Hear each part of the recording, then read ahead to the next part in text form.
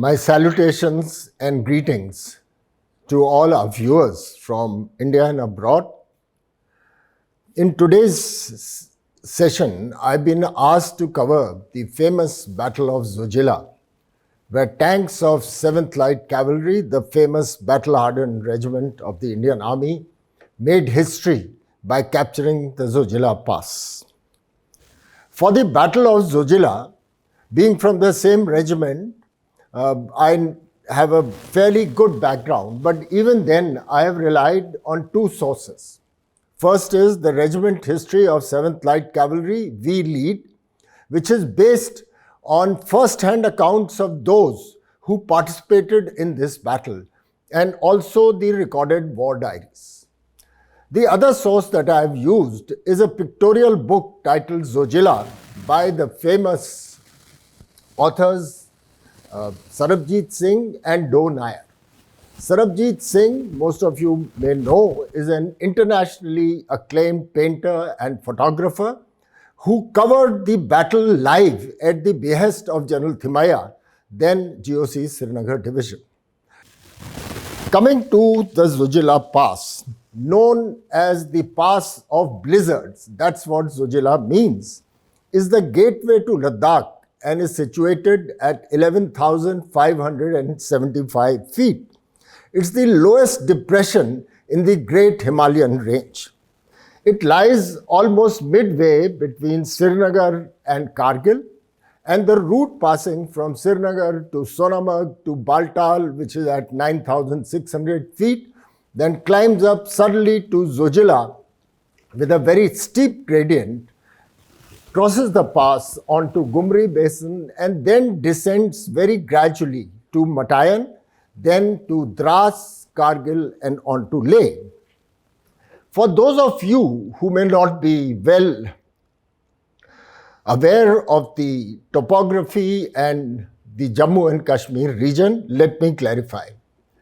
It can be classified into three regions.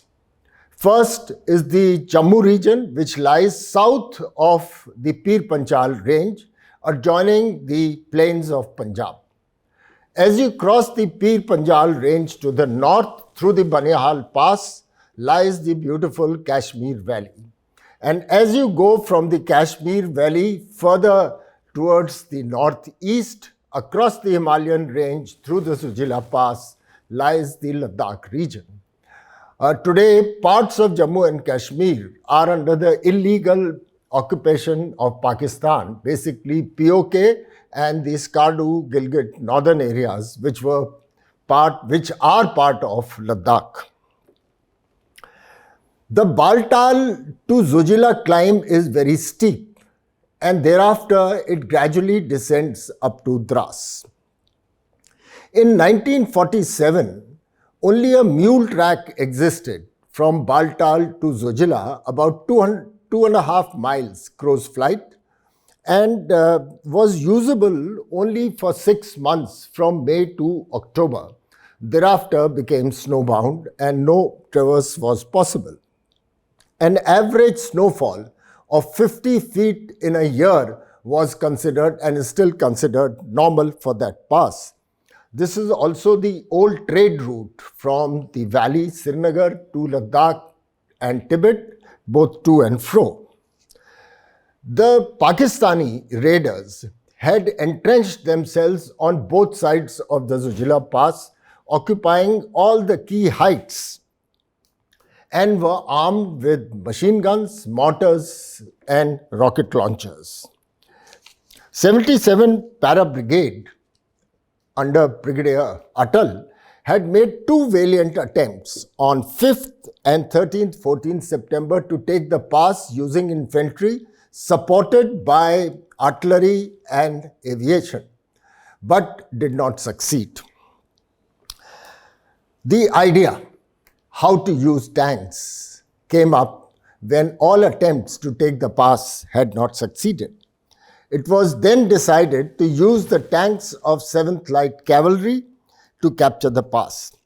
The idea originated from General Thimaia as the GOC Srinagar Division, who as a brigade commander in the battlefield of Burma had seen the rough use of tanks on hillsides, across marshes and jungles, including 7th Cavalry and other regiments, and was convinced that tanks would be able to take the Zojila Pass.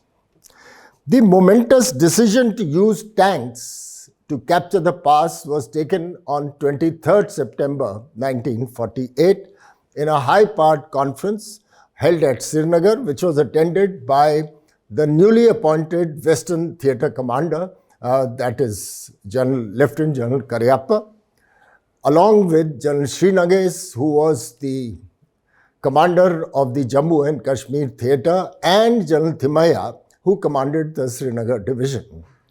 Incidentally, all these three gentlemen rose to become chiefs of army staff, with General Cariappa taking over as the first Indian chief of army staff on 15th January 1949, which the Indian Army celebrates as the Army Day. Also invited to this conference was a Lieutenant Colonel Rajinder Singh Sparrow, Commandant of 7th Cavalry, who had been called up from Uri, where his regiment headquarters and one armoured car squadron was operating. This squadron had distinguished itself in the Battle of Shalatang to save Srinagar, thereafter fought at Handwara and Uri. After the initial discussions, General Cariappa turned straight to General Sparrow and asked him bluntly, "Will the regiment be able to take the Zojila Pass?" And without a hesitation, General Sparrow said yes. The die was cast, and it was then decided to clear the pass using the tanks of 7th Cavalry in the spearhead by 31st October 1948. The move of tanks from Akhnur to the Baltal region was a phase in itself. Let me recount that 7th Cavalry was operating all across Jammu and Kashmir, with the armoured squadron operating in the valley and the tank squadron along with the 2nd Armoured Squadron operating in the Jammu region on the Naushera-Changar axis. It had distinguished itself in the battles of Naushera and Changar. This squadron, tank squadron, had to be brought up to Baltal from Jammu. The problem was twofold. Firstly, secrecy had to be maintained because in those days of turmoil in Jammu and Kashmir, news traveled very fast to the other side. The second was how to get these tanks on track, since the weight of the tank, 14 tons, far exceeded the classification of the bridges, which was generally in the region of 5 to 9 classification. It was then decided to strip the tanks. The guns, the turrets, and all other accessories were removed from the tank and loaded in separate B vehicles, and the tanks moved on track. To ensure that the tanks did not reveal their identity, they were camouflaged to look like armoured cars or T-16 infantry track carriers. The move was staggered and at night. To avoid vibrations, the tanks were switched off at the bridges and were slowly winched across so that the bridges don't give way. After a strenuous 10 days, these tanks accomplished the journey to Baltal, arriving there, and were then reassembled painstakingly by the boys of the EME detachment, that is electrical, mechanical engineers, and the tank crews themselves. A number of reconnaissance was carried out towards the pass along the track up to the no man's land, both on foot and by air from the CO downwards. Simultaneously, the mule track, which was existing then, had to be widened because the existing mule track was not able to take the tanks. This task was accomplished with great aplomb by the sappers, the engineers of 433 Field Company under their very redoubtable officer commanding Major Thangaraju. You can imagine the kind of challenges it posed because almost 25 tons of explosives were used per mile. Even then, at places it was not possible to widen the track, and the tank tracks would have to overlap and hang on the edge. The road once completed, or the track once widened and completed, was rightly named the Thangaraju track. The task was difficult, since all this had to be accomplished right under the nose of the enemy. The initial D-Day was set for 20th October, but because of excessive snow, slush, and the steep gradient, the D-Day was then postponed to 31st October. You would be aware that the Stuart light tanks had an internal combustion engine, which as it rose in altitude above 9,000 feet, lost almost 1/3 of its power. Therefore, many ingenious methodologies were adopted to winch the tanks up, winching, pushing, and all kinds of such activities. Only the driver was in the tank. The rest of the crew walked behind. The tanks were taken to a tank harbor just short of the pass, but not in view of the enemy. Operation Sparrow, that was the nickname or code word given for this operation. And why Sparrow? Sparrow was the nickname of the commandant of 7th Cavalry. His actual name is Lt Col Rajinder Singh. Later he rose to be a Major General. Major General Rajinder Singh Shergill. But since his childhood, he had such a melodious voice that he came to be known as Sparrow. And rightly, this operation was nicknamed Operation Sparrow. All was ready, and it started snowing heavily on 31st October, with more snow forecast for the next 24 hours. There were many naysayers who said that this operation would be suicidal and the tanks would not be able to attempt the pass. They recommended that this operation be postponed to the next year. But then Colonel Sparrow stuck to his ground and said that he will take the pass, even if it means losing half his squadron in the bargain. The senior hierarchy, basically General Thimaya, gave the go-ahead, and the D-Day was set, and HR was set at 10 a.m. on 1st November. The outline plan was for 7th Cav tanks to lead the way with their own rifle troops and 1 battalion from 77 Para Brigade following in their wake. 15GR, commanded by the war veteran Lt Col A.S. Pathania, Military Cross, was chosen for this task. The rest of 77 Para Brigade was to follow in the wake of this task force, and once Zojila Pass and Gumri Basin were taken, was to thereafter conduct operations towards Dras, Kargil and Leh. Coming to 1st November 1948, the D-Day. When day broke, the sky was overcast, dark and ominous. A steady snowfall and dense fog made it a nightmare. But the boys were full of josh, and there was nothing holding them back.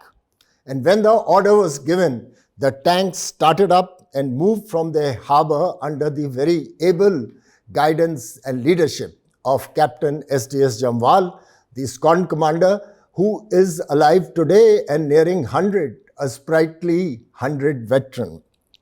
And of course, the commanding officer who was moving right behind Lt Col Rajinder Singh Sparrow. Ominously, the leading tanks stalled as they debouched into the no man's land, and everybody was stuck behind.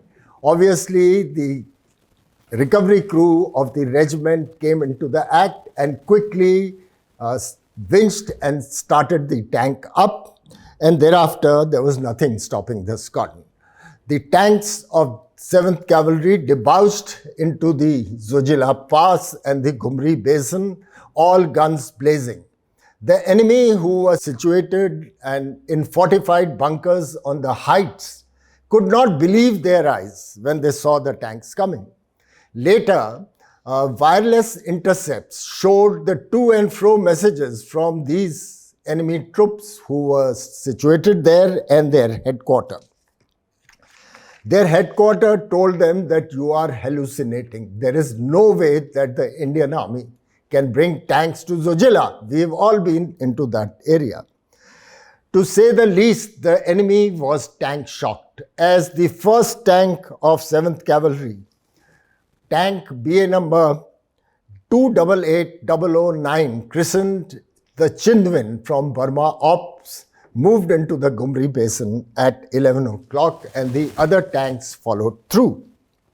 I have been the brigade major of the Kargil brigade from 85 to 87 and traversed this route many a times. And I still wonder, I mean, it is a treacherous track or road to go through even now. And I think it must have required very stout hearts to take the tanks up on that treacherous track way back in 1948. Surprise was complete, and although bad weather prevented air support, it also helped in concealing the tanks. The operation was a resounding success, and there were no casualties, mind you, no casualties to tanks or crews. The enemy situated on the height fled from the scene, abandoning all their heavy weapons, and some of them surrendered and were made prisoners of war. The road was now open for 77 Brigade, less a battalion, to undertake operations and progress them for the capture of Dras, which they did on 8th November, Kargil, which they captured on 23rd, 24th November, and completed the link-up with Leh, thus securing Ladakh for India. As the news was flashed to the world of this epoch-making feat of tanks clearing the Zojila Pass at 11,500 feet, compliments poured in from far and wide, including from the Indian Prime Minister Pandit Jawaharlal Nehru. It was truly a remarkable feat by all arms team under Srinagar Division GOC Major General Thimaya, each arm/service playing its part to perfection. One slip and the ops would not have succeeded. It was also a tribute to the extraordinary leadership and camaraderie at all levels, each man a stakeholder in the success of this operation.